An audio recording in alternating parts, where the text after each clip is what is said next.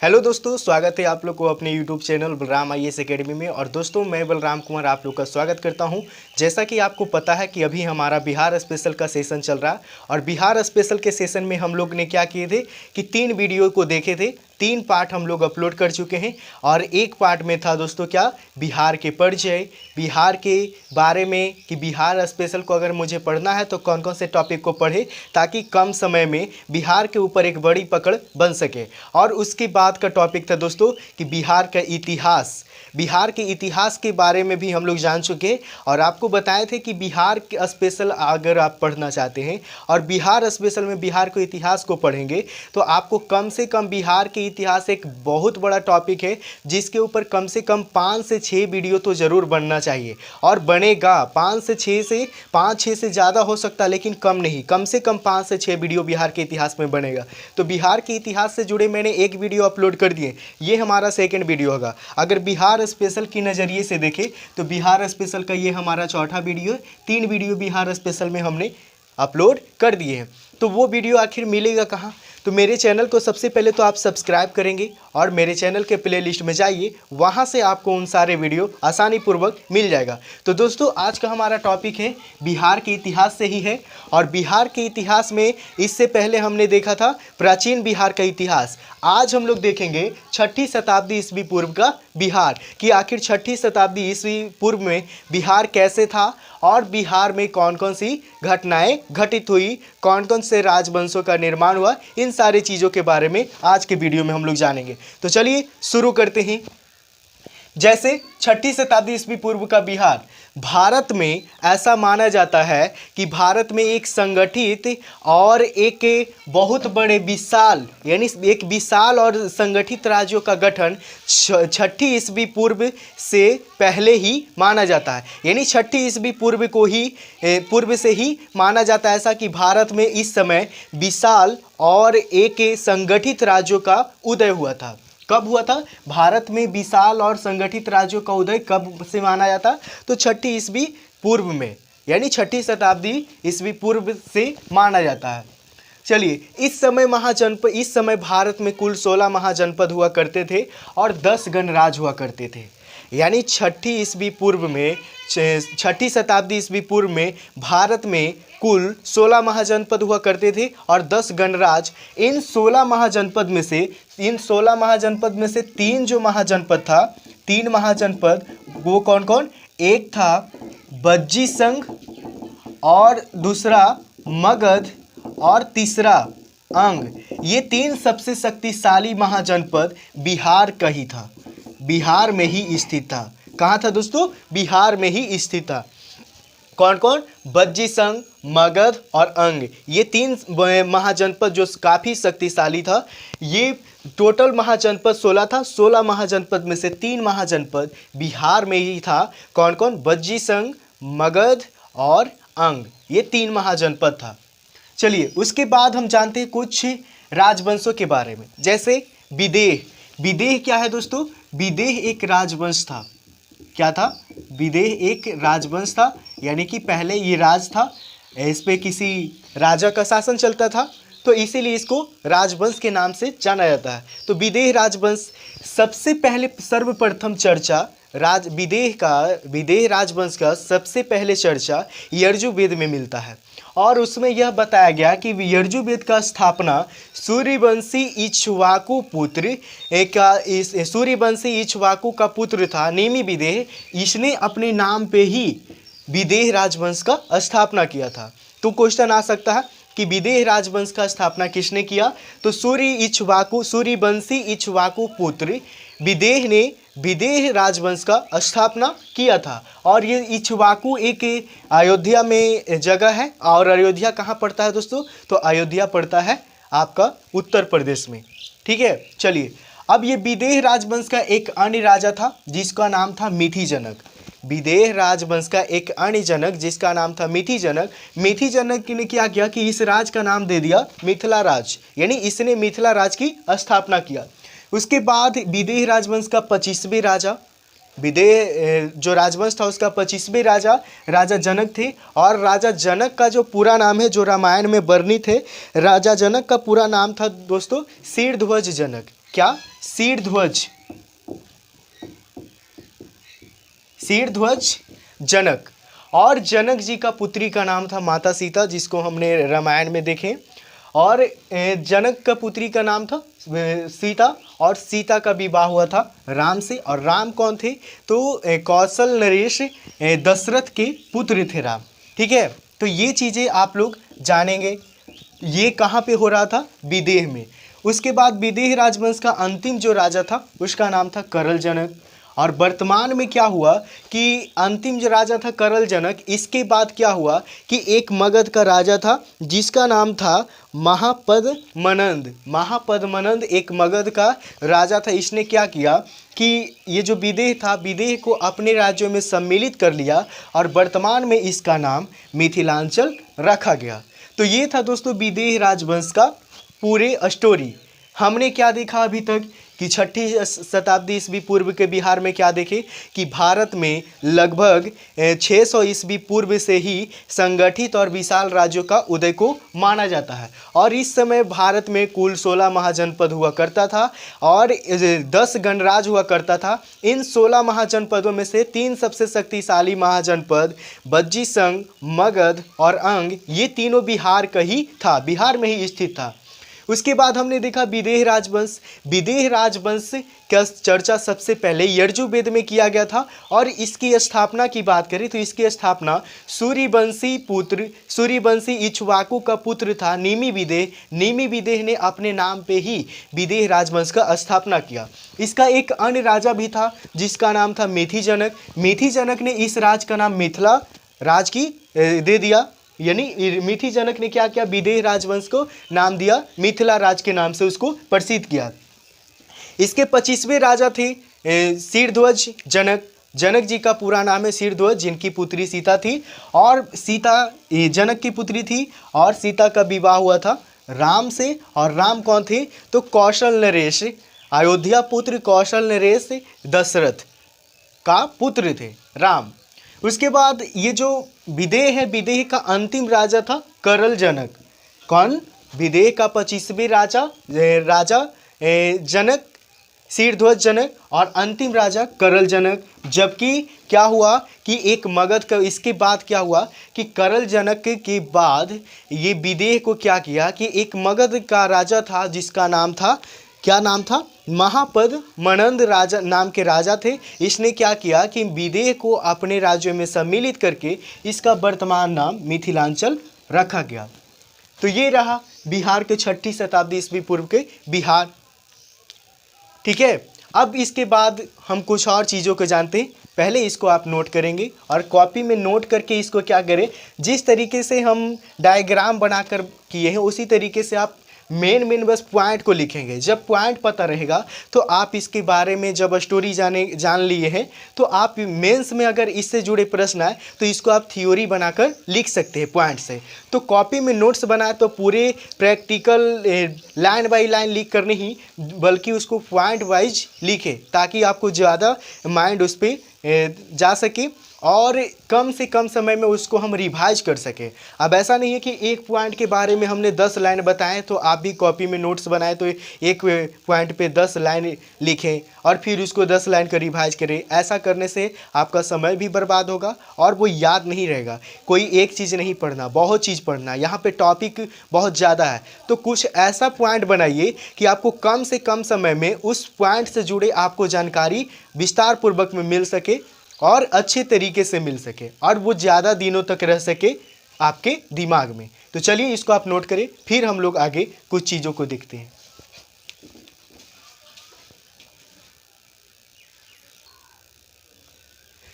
चलिए अब बिहार के इतिहासों में कुछ और चीज़ों को देखते हैं, जैसे वैशाली के बारे में कि बिहार के 6ठी शताब्दी ईस्वी पूर्व के बिहार के इतिहास में वैशाली में क्या क्या चीज़ें, वैशाली का स्थापना कैसे कैसे किया गया, इस चीज़ों को देखते हैं।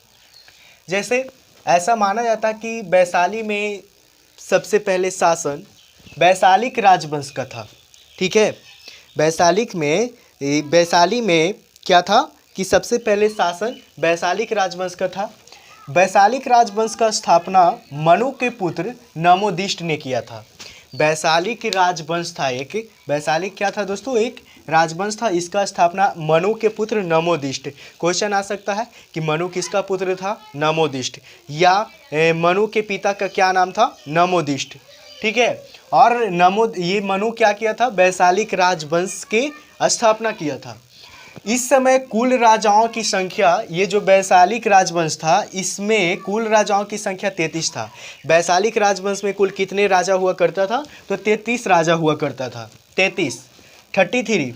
और इसका जो 24वें राजा था, वैशालिक राजवंश का 24वें राजा था, उसका नाम था विशाल, जिसने अपने नाम पे, विशाल नाम पे वैशाली की स्थापना किया।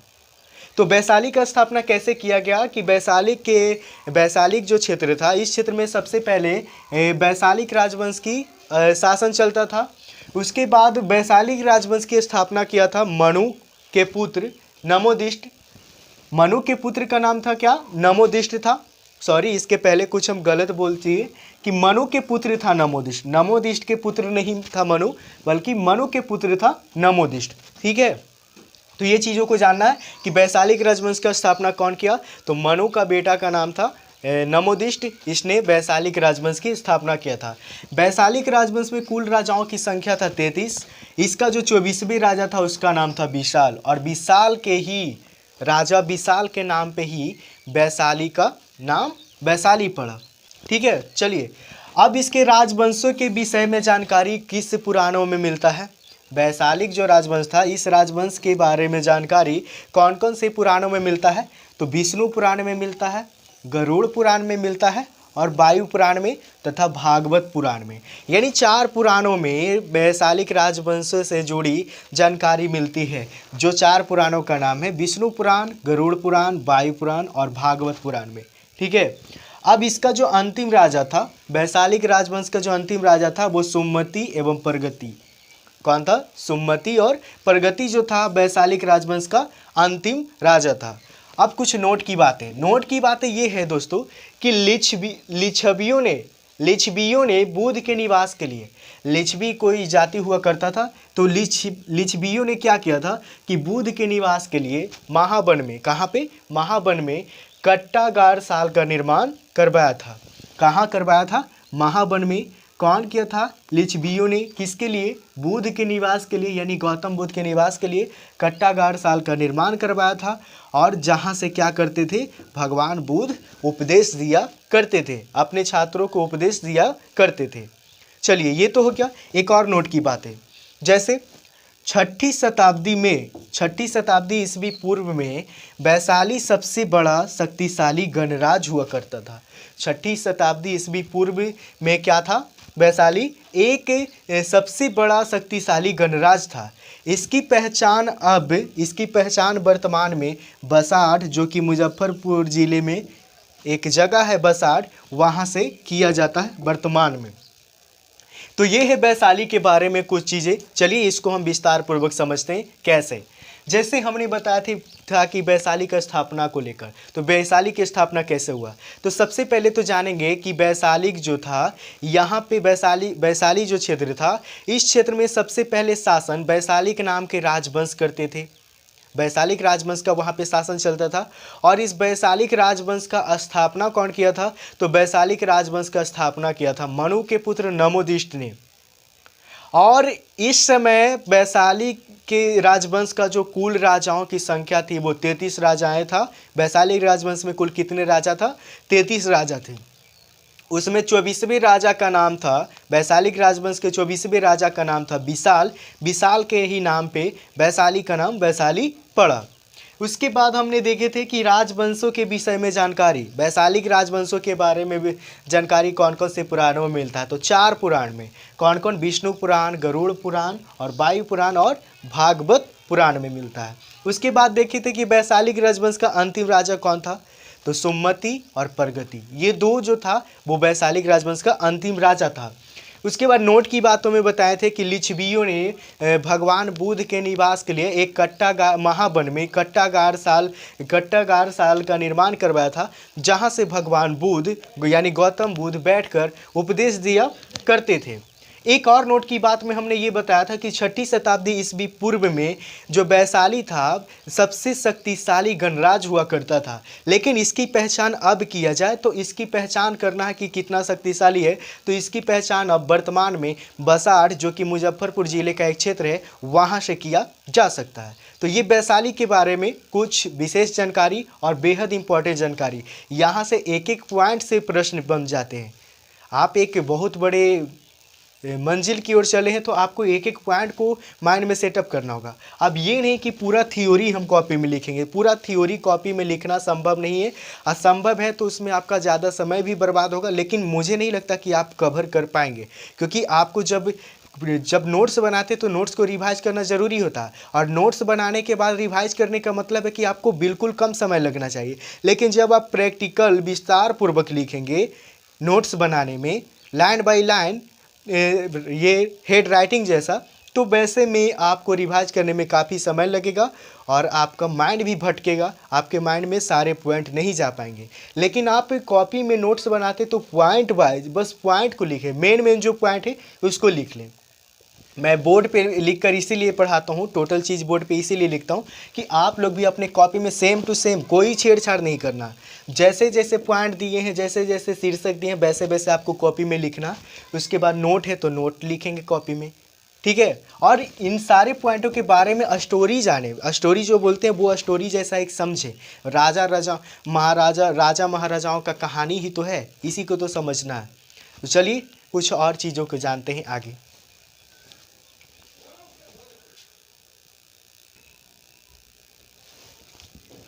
चलिए अभी हमने देखा कि वैशाली के इतिहास के बारे में। अब वैशाली को कुछ महत्वपूर्ण तथ्यों के बारे में जानते हैं। जैसे विश्व में सर्वप्रथम, विश्व में सबसे पहले गणतंत्र की स्थापना, विश्व में सबसे पहले गणतंत्र की स्थापना वैशाली में हुआ था।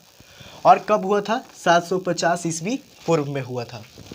लिच्छवियों का उल्लेख, वैशाली में जो लिच्छवियों जाति के लोग रहते थे उसका उल्लेख गुप्तकालीन अभिलेख में मिलता है। क्वेश्चन आ सकता है कि वैशाली में रहने वाले लिच्छवीय लोगों का उल्लेख कौन से अभिलेखों में मिलता है? तो गुप्तकालीन अभिलेखों में मिलता है। गौतम बुद्ध की प्रिय नगरी कौन था? वैशाली। वैशाली जो था वो गौतम बुद्ध का प्रिय नगरी था। यहाँ पे क्या किए थे कि गौतम बुद्ध की मृत्यु के बाद 383 ईस्वी पूर्व में वैशाली में क्या हुआ था कि कालाशोक के शासनकाल में द्वितीय बौद्ध संगीति का आयोजन किया गया था। जब गौतम बुद्ध मृत्यु हुए थे, गौतम बुद्ध का डेथ हुआ था 383 ईस्वी पूर्व में, तो वैशाली में क्या किया कि कालाशोक के शासनकाल में, उस समय किसका वैशाली पे किसका शासन था? कालाशोक के शासन था। तो उस समय कालाशोक के शासनकाल में वैशाली में द्वितीय बौद्ध संगीति का आयोजन किया गया था, ठीक है। उसके बाद कुछ और चीज़ें, जैसे ये वैशाली का एक प्रसिद्ध नर्तकी थी। नर्तकी मतलब जो लड़की जो डांसर होती है उसको नर्तकी बोलते हैं, ठीक है। तो प्रसिद्ध नर्तकी थी जिसका नाम था आम्रपाली। आम्रपाली इतनी अच्छी डांसर थी, इसको आम्रपाली को वैशाली का नगर वधू का पदवी प्रदान किया गया। और वैशाली के घर भगवान बुद्ध ने यानी गौतम बुद्ध ने भोजन भी किए थे। तो ये चीज़ें वैशाली के बारे में महत्वपूर्ण तथ्य है, कुछ महत्वपूर्ण जानकारी जहाँ से 1 नंबर 2 नंबर का एग्ज़ाम में प्रश्न पूछ लिए जाते हैं। तो जाहिर सी बात है इन सारे पॉइंट से, ये जो छोटे छोटे पॉइंट है ये आपको अगर माइंड में सेट कर लेते हैं आप इसको, तो मेंस में थ्योरी बनाकर आप लिख सकते हैं। अब पीटी में तो क्या होता है, पीटी में डायरेक्ट इन पॉइंटों से ही प्रश्न आ जाते हैं, क्योंकि पीटी में आपका क्या होता है कि ऑब्जेक्टिव बेसिस प्रश्न होते हैं। तो ऑब्जेक्टिव बेसिस में ये सब जो पॉइंट है वो काफ़ी फ़ायदा देता है, ठीक है दोस्तों। तो चलिए आज के लिए इतना ही, फिर हम आगे अपना बिहार के इतिहास को बढ़ाएंगे।